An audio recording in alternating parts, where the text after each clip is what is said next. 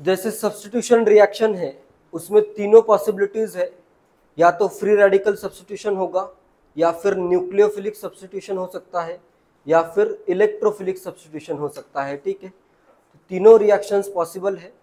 तो उसमें सबसे पहले अपन पढ़ेंगे फ्री रेडिकल सब्स्टिट्यूशन। तो मैं क्या करता हूँ, फ्री रेडिकल की सब रिएक्शंस पहले स्टडी करेंगे।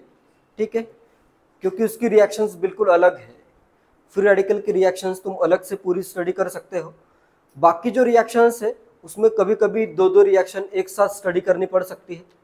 फ्री रेडिकल की रिएक्शन बस फ्री रेडिकल की रिएक्शन से। ठीक है, तो मैं स्टार्ट करता हूँ रेडिकल रिएक्शन से। रेडिकल रिएक्शंस, रेडिकल रिएक्शंस सबसे पहले देखते हैं रेडिकल्स या फ्री रेडिकल्स क्या होते हैं। रेडिकल को ही फ्री रेडिकल भी कहा जाता है। क्या होता है रेडिकल या फ्री रेडिकल? जिसमें कार्बन फ्री रेडिकल में क्या होता है, कार्बन में एक अनपेयर्ड इलेक्ट्रॉन होता है। वैसे ही अगर किसी भी एटम पे एक सिंगल अनपेयर्ड इलेक्ट्रॉन अगर है तो उसे क्या कहना है, रेडिकल कहना है। ठीक है, लिखो रेडिकल। रेडिकल कैसे फॉर्म होता है, हेट्रोलिसिस से या होमोलिसिस से? होमोलिसिस से। जैसे अगर मेरे पास बॉन्ड है ए और बी में, अगर बॉन्ड है, ये ए है ये बी है, एक बॉन्ड मतलब क्या है, दो इलेक्ट्रॉन। तो मैं क्या करता हूँ, ध्यान दो, इधर ध्यान दो, एक इलेक्ट्रॉन देता हूँ इसको, एक इलेक्ट्रॉन देता हूँ इसको। तो ये क्या हुआ, कौन सा एरो ये, सिंगल बार वाला, तो एक इलेक्ट्रॉन शिफ्ट हुआ। तो क्या बनेगा, इधर ए पे आएगा एक इलेक्ट्रॉन अनपेयर्ड इलेक्ट्रॉन, बी पे आएगा एक अनपेयर्ड इलेक्ट्रॉन। तो ये क्या है, ए का रेडिकल, ये बी का रेडिकल। क्लियर है? लिखो homolysis of covalent bonds, homolysis of covalent bonds produces, homolysis of covalent bonds produces intermediates possessing unpaired electrons, produces intermediate possessing unpaired electrons,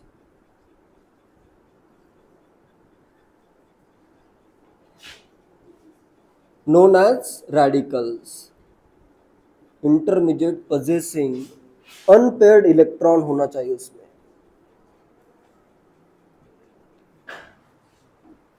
possessing unpaired electron called radicals. जैसे ये ए और B क्या है, यहाँ पे radical form हो रहा है। ठीक है, नेक्स्ट कॉन्सेप्ट है कि रेडिकल कैसे प्रोड्यूस किए जाते हैं, production of radicals. Next concept है प्रोडक्शन ऑफ रेडिकल्स। किस वे में, production of radicals. Radical produce करने के लिए यहाँ पे क्या हो रहा है, ए और बी के बीच का बॉन्ड मैंने क्या कर दिया, इधर होमोलिटिकली ब्रेक कर दिया। तो अगर बॉन्ड ब्रेक करना है तो मुझे क्या करना पड़ेगा, एनर्जी सप्लाई करनी पड़ेगी। तो एनर्जी सप्लाई करने के लिए दो मेथड से, या तो हीट अगर मैं करूंगा तो एनर्जी सप्लाई हो सकती है, या फिर लाइट या फिर रेडिएशंस में क्या प्रेजेंट होते हैं, लाइट में फोटॉन्स प्रेजेंट होते हैं। एटॉमिक स्ट्रक्चर में पढ़ा है, अगर किसी फोटॉन की फ्रीक्वेंसी न्यू है तो इसकी एनर्जी कितनी होती है, एच न्यू होती है। तो इसको लिखा जाता है एच न्यू। लाइट को सिंपली क्या लिखा जाता है, कहीं पे अगर एच न्यू लिखा है उसका मतलब क्या है, एनर्जी प्रोवाइड की गई है in the form of light. ठीक है, या फिर ऐसे अगर ट्रायंगल लिखा हुआ है इसका मतलब क्या होता है, हीट लिखा हुआ है ये। ठीक है, ये है रेडिएशन है। ठीक है, रेडिएशंस या light as a form of energy, ये है heat as a form of energy. इन दोनों में से किसी का भी यूज अगर करते हो तो बॉन्ड कौन सा ब्रेक होगा, जो बॉन्ड सबसे वीक है या कम स्ट्रांग है वो बॉन्ड सबसे पहले ब्रेक करना है। ठीक है, तो इसमें जैसे लिखो energy must be supplied, production of radicals, energy must be supplied to cause must be supplied to cause homolysis of covalent bonds.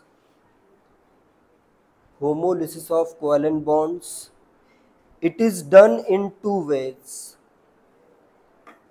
Homolysis of covalent bonds, it is done in two ways. First, by heating. Heat का use किया जा सकता है, and second है light का use, या by irradiation with light, by irradiation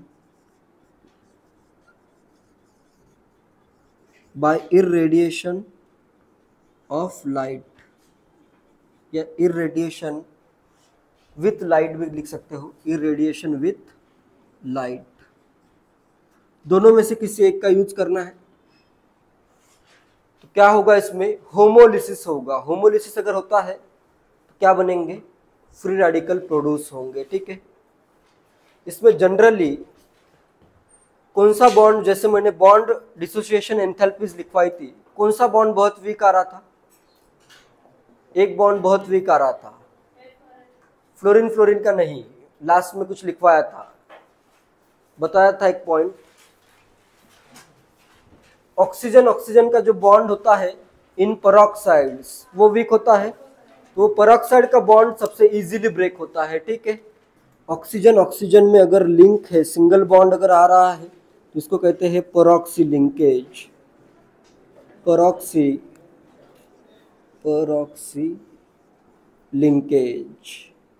ये वाला बॉन्ड बहुत इजीली ब्रेक होगा, एक इलेक्ट्रॉन इसको मिलेगा, एक इलेक्ट्रॉन इसको मिलेगा, ठीक है। तो ये पॉइंट नोट करो पहले।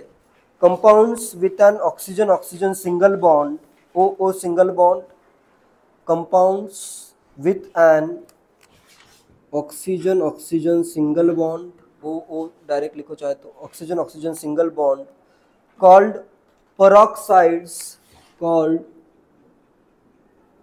पेरोक्साइड्स या पेरोक्साइड्स, जैसे भी पढ़ना है पढ़ सकते हो, पेरोक्साइड्स। As the OO bond is weak, as the oxygen bond is weak, as OO bond is weak, peroxide undergo homolysis.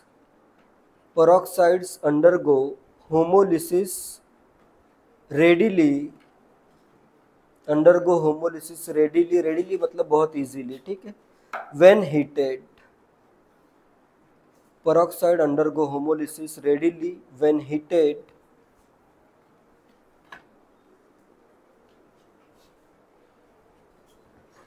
इसमें देखो दो इंपॉर्टेंट एग्जांपल है जो बहुत कॉमनली आते हैं। पहले तो जैसे अगर मैं करता हूं ROOR, ये है अपना die alkyl peroxide, die alkyl peroxide. इसको अगर मैं हीट करूं, या फिर ऐसे ट्रायंगल भी ड्रॉ कर सकते हो, ठीक है। तो क्या होगा, एक इलेक्ट्रॉन मिलेगा इसको, एक इलेक्ट्रॉन मिलेगा इसको, तो इधर क्या बनेंगे, दो बन जाएंगे RO रेडिकल। ऑक्सीजन के पूरे इलेक्ट्रॉन भी अगर शो करते हो तो इस पे दो लोन पेयर है, इधर ऐसे दो लोन पेयर है, इधर भी आ जाएंगे दो लोन पेयर, एक अनपेयर्ड इलेक्ट्रॉन, ठीक है। तो अपना ये बन जाएगा अल्कोक्सिल रेडिकल फॉर्म हो जाएगा, ठीक है। ये एक रिएक्शन इंपॉर्टेंट है। और नेक्स्ट, हैलोजन का भी बॉन्ड बहुत ज़्यादा स्ट्रांग नहीं है, ठीक है। तो हैलोजन का बॉन्ड भी इसी वे में ब्रेक होगा। जैसे अगर मैं हैलोजन को लूँ X in presence of this और हीट, लाइट और heat, break to give X radical. Lone pair भी शो करो जिससे और भी क्लियर रहेगा, तीन लोन पेयर रहेंगे ना इसमें। हैलोजन के एटम से, हैलोजन का मॉलिक्यूल है इनिशियली, और ये क्या फॉर्म हुआ, जैसे क्लोरीन के लिए अगर मैं ब्रेक करूं, क्लोरीन का स्ट्रक्चर कैसे होगा, क्लोरीन के आउटर मोस्ट शेल में कितने इलेक्ट्रॉन होते हैं, 7 इलेक्ट्रॉन, एक इलेक्ट्रॉन ऐसे बॉन्ड के लिए यूज होता है। इस वे में होगा, ये एक इलेक्ट्रॉन है, ये एक इलेक्ट्रॉन दे देता हूँ इसका इसको, इसका इलेक्ट्रॉन इसको, इसमें क्या फॉर्म होगा, क्लोरीन दो फॉर्म होंगे, एक इलेक्ट्रॉन ऐसे शो करता हूं, क्या है, क्लोरीन का एटम ही है, क्लोरीन का एटम ही है ना ये, इसको क्लोरीन का एटम भी कह सकते हो या क्लोरीन रेडिकल भी कह सकते हो। रेडिकल क्यों है ये, क्योंकि इसमें अनपेयर्ड इलेक्ट्रॉन ऑलरेडी एक है ही, तो ये क्या है, क्लोरीन एटम भी है और इसको मैं रेडिकल भी कह सकता हूं, ठीक है, it is radical as well. Clear है, तो इसमें कुछ पॉइंट पहले नोट कर लो। halogen molecules X2 also contain a relatively weak bond. Halogen molecules X2 also contain a relatively weak bond.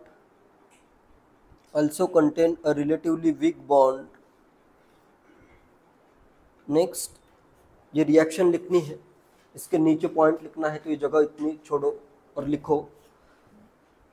The products are halogen atoms.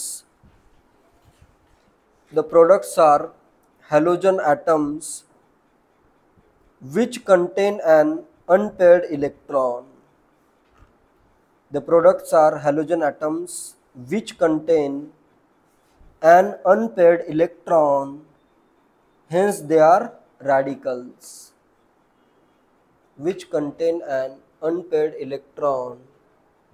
Hence they are radicals. Halogen के atoms radicals भी होते हैं, ठीक है।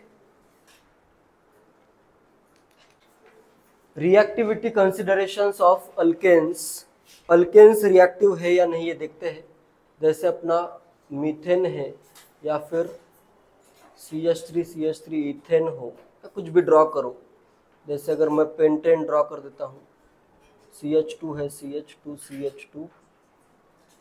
CH3, कोई भी अगर alkane draw करते हो तो इसमें पहले तो इसमें कौन से बॉन्ड है, सब बॉन्ड कौन से है, सबके सब बॉन्ड सिग्मा बॉन्ड है, कोवेलेंट बॉन्ड तो है ही, सबके सब बॉन्ड क्या है, सिग्मा बॉन्ड है। सिग्मा बॉन्ड तो पहले ही स्ट्रांग होता है, ठीक है, sigma bond is a pi bond के कंपैरिजन में स्ट्रांग बॉन्ड है, ठीक है, स्ट्रांग बॉन्ड प्रेजेंट है, पहले तो इसमें प्रेजेंट है स्ट्रांग बॉन्ड।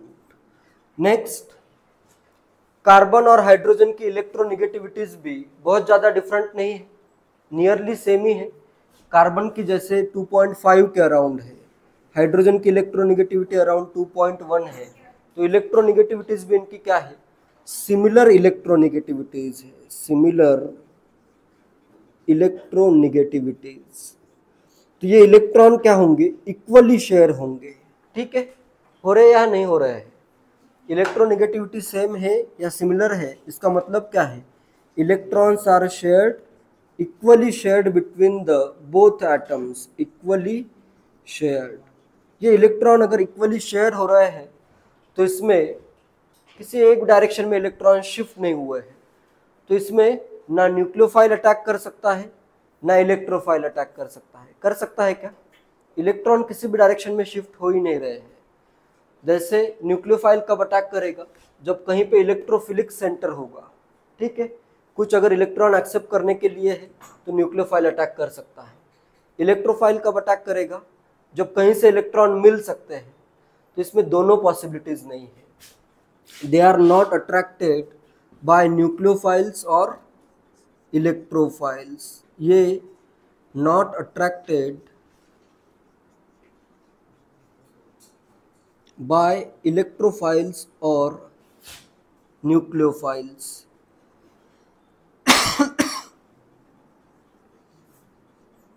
तो फिर इनकी रिएक्शन होगी क्या,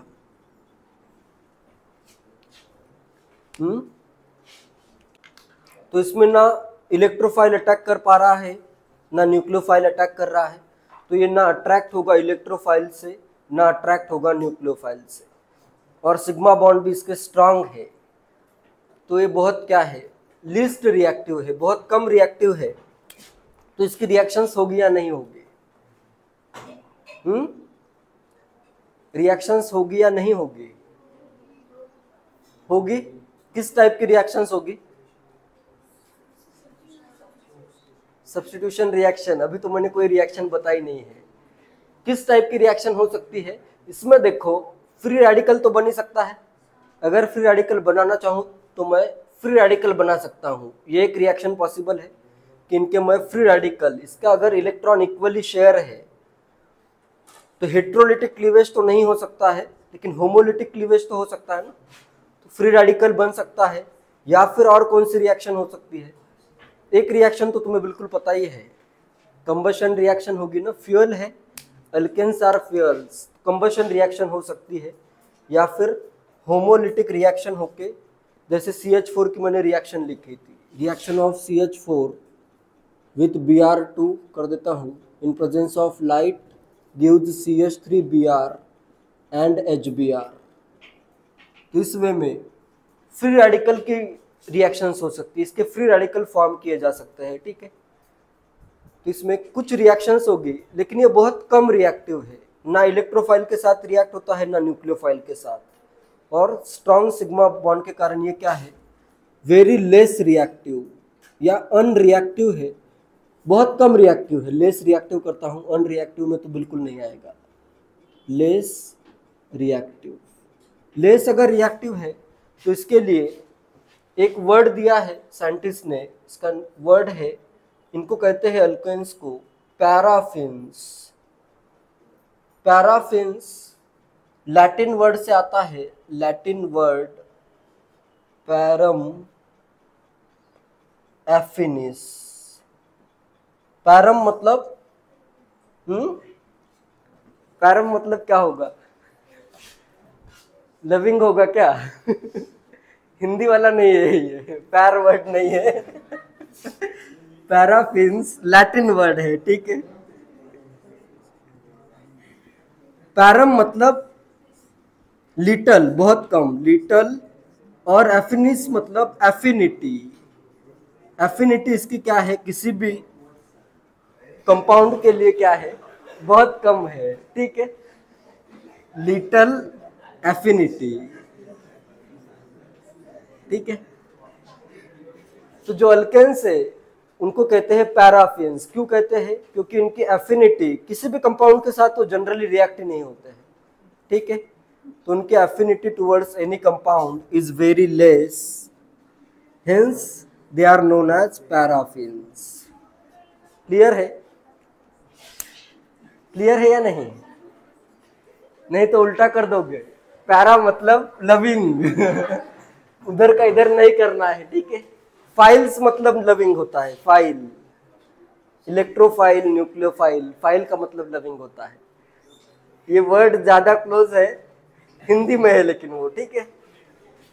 पैरम मतलब लिटल, बहुत कम, एफिनिटी। एफिनिटी वर्ड तो पता होगा, इलेक्ट्रॉन एफिनिटी में आया है, इलेक्ट्रॉन एफिनिटी, ठीक है। तो एफिनिटी मतलब बाकी कंपाउंड के साथ इसकी एफिनिटी बहुत कम है, ठीक है। पॉइंट लिखो, alkanes contain only strong sigma bonds. Alkanes contain only strong sigma bonds. Second point, because the carbon hydrogen bond,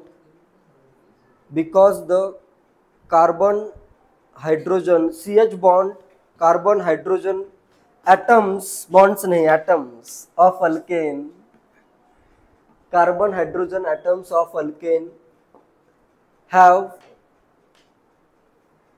approximately same electronegativity, same Ian, electronegativity इसकी अप्रोक्सीमेटली क्या है, सेम ही है, थोड़ी सी अलग है, 2.5 के अराउंड, 2.1 के अराउंड, लेकिन बहुत ज़्यादा डिफरेंस नहीं है, approximately same EN. Hence the electrons in CH, hence the electrons in CH और इलेक्ट्रॉन्स इन CH और कार्बन कार्बन CH और CC सिग्मा बॉन्ड, ऐसे लिखना है डायरेक्टली, इलेक्ट्रॉन्स इन CH और CC sigma bonds are shared equally, electrons in CH और CC sigma bonds are shared equally, hence neither nucleophile, hence neither nucleophile nor electrophile, hence neither nucleophile nor electrophile are attracted to them. Neither nucleophile nor electrophile are attracted to them.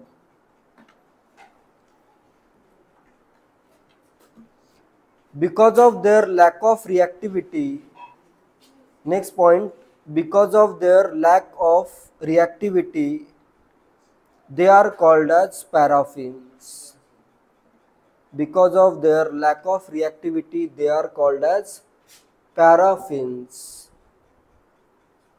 बाकी उसका क्या है, breaking कैसे होती है, क्या meaning है, ये भी नोट कर लो, ठीक है. They are known as paraffins.